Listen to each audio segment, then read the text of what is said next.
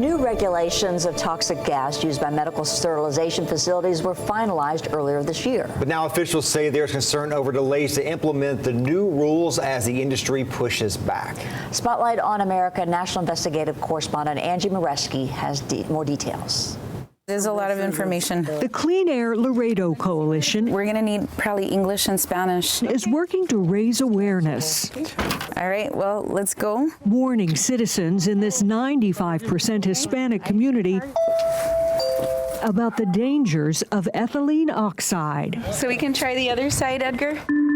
Ethylene oxide, or EtO, was classified by the Environmental Protection Agency as a carcinogen in 2016. It's a colorless gas used to sterilize medical equipment at nearly 100 commercial facilities across the country, including Midwest Sterilization in Laredo, Texas. And like many similar facilities, Midwest is located near residential communities. More than 80,000 people live within 5 miles of the plant, including more than 50 schools and child care centers.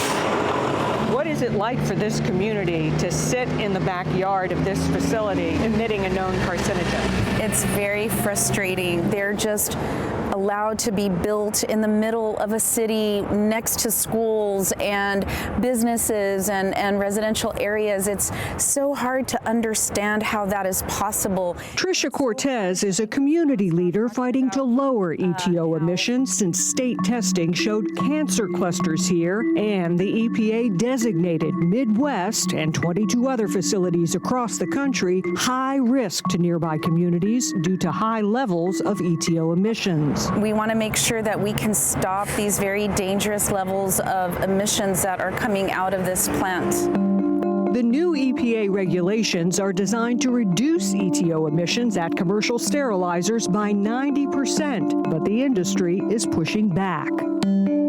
The Ethylene Oxide Sterilization Association is now suing the EPA, calling the new rules overly broad, saying the stringent standards will put some sterilizers out of business and disrupt the medical supply chain. EtO is used to sterilize 20 billion medical devices a year, half of all sold in the U.S. Midwest in Laredo is one of the top EtO users, sterilizing 40% of surgery kits in the nation. The company declined our request for an interview, but told Spotlight without companies like Midwest, medical devices would not be sterile, putting patients at risk. Given supply chain concerns, the EPA has extended the deadline for enforcing the rule to 2 to 3 years. Midwest told Spotlight it expects to be in compliance in about a year. Nobody is saying they're not important, but we just don't want to be the group that suffers in order for them to push out their product to the rest of the country.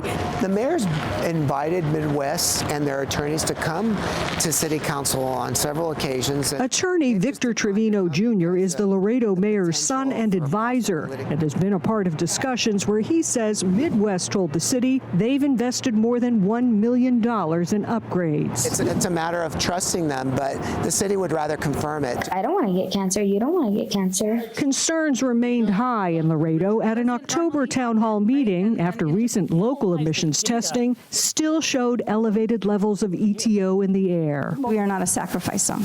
Angie Moreski, Spotlight on America. Spotlight discovered during our visit many residents are still unaware of the risk. You didn't know anything about EtO? No. Leaving groups like Tricia's even more determined to push the industry to comply with the rules.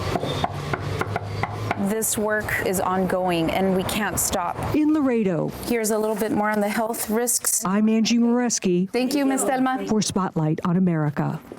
To see more on that Spotlight on America investigation and our previous reporting on EtO, just go to spotlightinvestigates.com.